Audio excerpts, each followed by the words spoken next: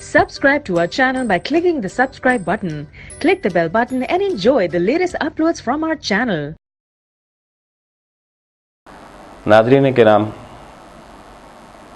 माह मुहर्रमुल हराम और वाक़या करबला के हवाले से सिलसिलावार गुफ्तगू की आज की नशिस्त में हम 10 मुहर्रमुल हराम के वाक़यात के हवाले से बात करेंगे।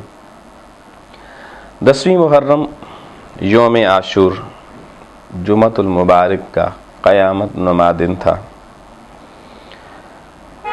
फजर की नमाज आका हुसैन अलैहिस्सलाम ने अपने साथियों के साथ बड़े खुशू के साथ अदा की, अल्लाह की बारगाह में दुआ की, तिलावत की और उसके बाद सैयदना इमाम हुसैन अलैहिस्सलाम अपने खैमे में तशरीफ़ लाए।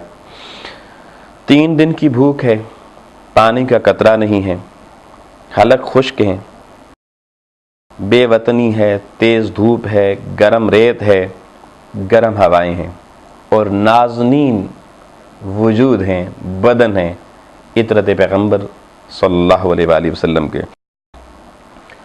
एक तरफ 30,000 का लश्कर है, उसकी सफाराई हो रही है चारों तरफ से।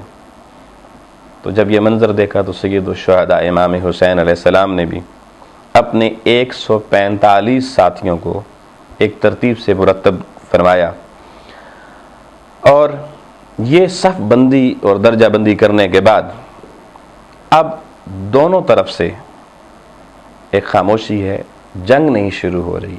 वजह क्या है कि यजीदी फ़ौज ये चाहती है कि इब्तिदा हुसैनी सालारों की तरफ से हो और हुसैन अलैहिस्सलाम जो अमन और सब्र का पहाड़ बने हुए थे अभी तक, ये मुमकिन नहीं था वो पहल कर दे।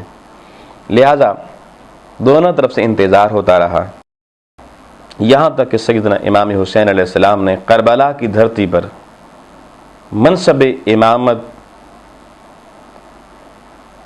पर फाइज रहते हुए वो खुतबा धरती करबला पे इरशाद फरमाया जो तारीख साज खुतबा है। आपने फरमाया, लोगों मेरी बात सुनो, जल्दी मत करो, मैं चाहता हूँ कि मेरा जो हक़ तुम्हें वाज़ व नसीहत करने का वह मैं यहाँ पूरा कर दूँ और अपने यहाँ पहुँचने की वजह भी बयान कर दूँ। अगर तुमने मेरी बात को अब भी मान लिया तुम नेक हो जाओगे और लड़ने झगड़ने का मौका नहीं मिलेगा, और अगर मेरी बात न सुनोगे और इंसाफ से काम न लोगे, तुम अपनी ताकत इकट्ठी कर लो, बेशक मुझे मोहलत न दो। मेरा मददगार मेरा अल्लाह है जिसने कुरान नाजिल किया और अपने नेक बंदों का मददगार रब खुद ही हुआ करता है।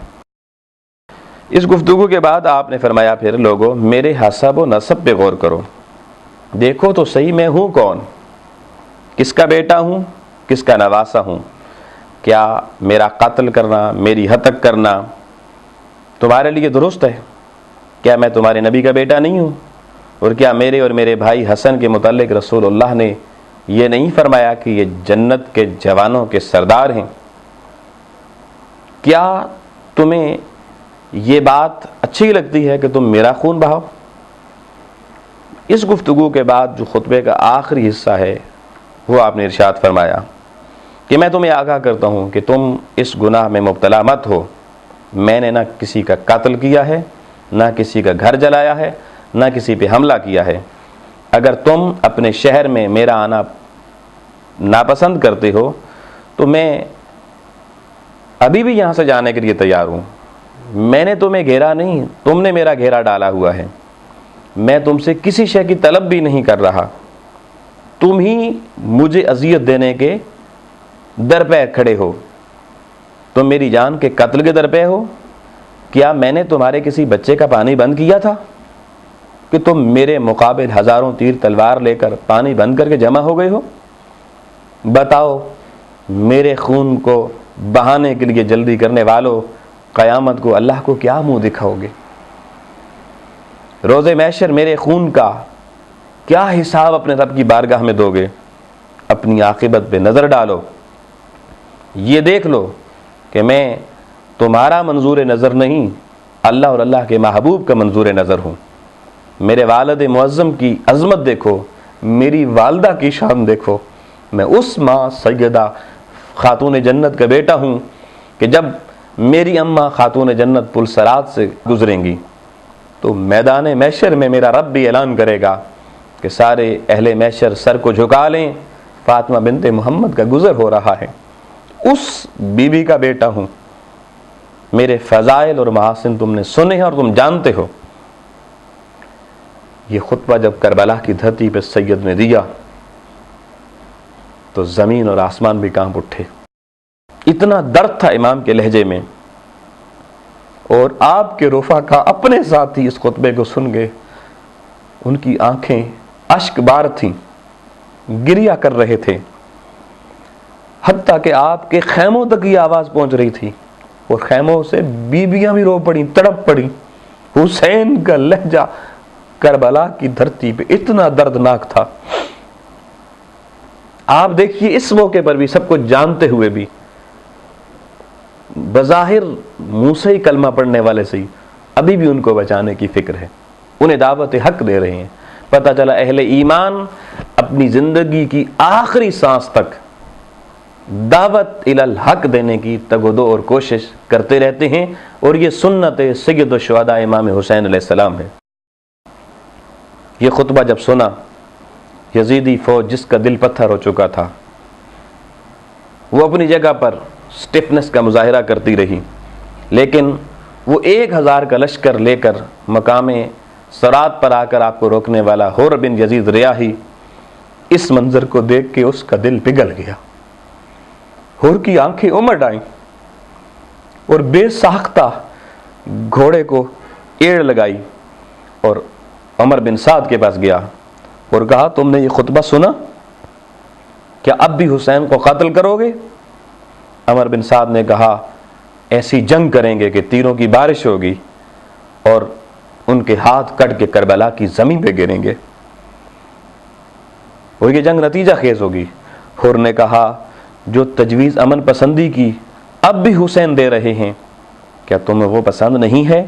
عمر بن سعد کہنے لگا درست ہے، مگر میں مجبور ہوں، آنکھوں پہ پٹی، دل پہ قفل، مادیت کی ہوس آنکھوں میں ہے، کچھ نظر نہیں آ رہا۔ حر نے جب دیکھا کہ ان پر کوئی بات اثر نہیں کر رہی تو حر واقعی حر بنا، گھوڑے کو ایڑ لگائی اور سید الشہداء امام حسین علیہ السلام کی بارگاہ میں حاضر ہو گیا اور آ کے عرض کرنے لگا، بلکہ سید الشہداء کے قریب آ کر منہ پیچھے کیا اس یزیدی فوج کی طرف اور کہنے لگا خدا کی قسم میں اپنے آپ کو جنت اور جہنم کے درمیان دیکھ رہا ہوں، اللہ کی عزت کی قسم میں جنت پر کسی چیز کو مقدم نہیں سمجھتا، چاہے میرے وجود کے ٹکڑے ٹکڑے کر دیے جائیں یا مجھے جلا دیا جائے۔ یہ کہنا تھا کہ سپاہی حسینی سے ملے اور بارگاہ سید الشہداء میں عرض کیا جعلت فداک یا ابن رسول اللہ انا صاحبک الذی منعک عن الرجوع، اے ابن رسول میں رجوع کرتا ہوں، توبہ کرتا ہوں، کیا میری توبہ کی کوئی صورت ہے؟ کیونکہ میں نے آپ کو سب سے پہلے روک کے یہاں لایا تھا، قربان جائیں ظرف سید الشہداء امام حسین علیہ السلام پر، کہ این اس وقت آخری موقع پہ اور کہتا ہے میں یہاں تک آپ کو لانے والا ہوں، کیا میری توبہ ہے؟ فرمانے لگے ہاں تیری توبہ قبول ہو سکتی ہے۔ آپ نے جب اس کو گارنٹی دی توبہ کی تو حر بن یزید ریاحی نے پھر کہا حضور اب مجھے اجازت دیں کہ میں آپ کی فوج کا سالار بن کے، قافلہ حسینی کا پہلا مجاہد بن کے میدان عمل میں دشمنان حسین سے لڑنا چاہتا ہوں۔ دوستان محترم، اللہ اگر ہدایت دے تو کہاں کہاں کس کس انداز میں وہ بندے کی ہدایت کا سامان بنا دیتا ہے۔ ایک طرف فتح و نصرت نظر آ رہی ہے، ظاہری چکا چوند بھی ہے، لیکن آج دیکھیے ایک نہ ایک لیے توجہ بارگاہ عزتی میں جاتی ہے اور ایمان کا چشمہ ہر کے دل سے ابلتا ہے، اور آپ سید کی عظمت پہ قربان جائیں، اس وقت بھی معاف کر دیتے ہیں، تانا نہیں دیتے، ہمیں گھیر کے جہاں لانے والا ہے، ہمیں پھنسانے والا ہے، نہیں، امت کو پیغام دے دیا کہ دشمن چاہے جس سطح پر بھی چلا جائے، لیکن جہاں وہ گھٹنے ٹیکے اپنا رخ موڑے، آپ اس کو تانا نہ دیں، اپنی معافی کا دروازہ اس کے لیے پھر بھی کھلا رکھیں۔ قربان جائیے آپ کی معافی پر، اور پھر قربان جائیں حضرت حر کے اس حر بننے پر۔ وہی حر جب سید الشہداء امام حسین کے سامنے اس نے علم حق اٹھایا تو اب عمر بن سعد کو برداشت نہ ہوا، اور وہ جو جنگ ابھی تک شروع نہیں ہوئی تھی، اس عمر بن سعد نے اس وقت اپنے غلام کو بلایا، نیزہ اپنے ہاتھ میں، تیر اپنے ہاتھ میں لیا، جھنڈا غلام کے ہاتھ میں دیا، اور پہلا تیر لشکر حسین کی طرف چلایا، اور صرف چلایا نہیں بلکہ ساتھیوں کو مخاطب کر کے کہنے لگا کہ ساتھیوں دیکھ لو، اشہدو انی اول من رما، گواہ ہو جاؤ سب سے پہلے حسین کی لشکر کی طرف جس نے تیر چلایا وہ کوئی اور نہیں، میں عمر بن سعد ہوں۔ حضرت سعد بن وقاص رضی اللہ عنہ کی روح بھی تڑپی ہوگی، زمین پھڑکی ہوگی، ظالم بدبخت اپنے باپ کی عظمت دیکھ اور اپنی بد نصیبی اور بدقسمتی دیکھ کہ تو ناز کرتا ہے دنیا کی حکومت کے لیے، سید الشہداء کی طرف تیر چلا کر۔ اس کے بعد ظالم سپاہ ٹوٹ پڑی، دونوں طرف سے تیر چلنے لگے، تلواریں چلنے لگیں، اور کم و بیش 1 گھنٹہ 1.5 گھنٹہ یہ چاشت کا وقت تھا، یہ گھمسان کی جنگ دونوں طرف سے جاری رہی، اور دنیا ایک طرف شہید ہوتی رہی، ایک طرف یزیدی واصل جہنم ہوتے رہے، یہاں تک کہ جب یزیدی فوج نے دیکھا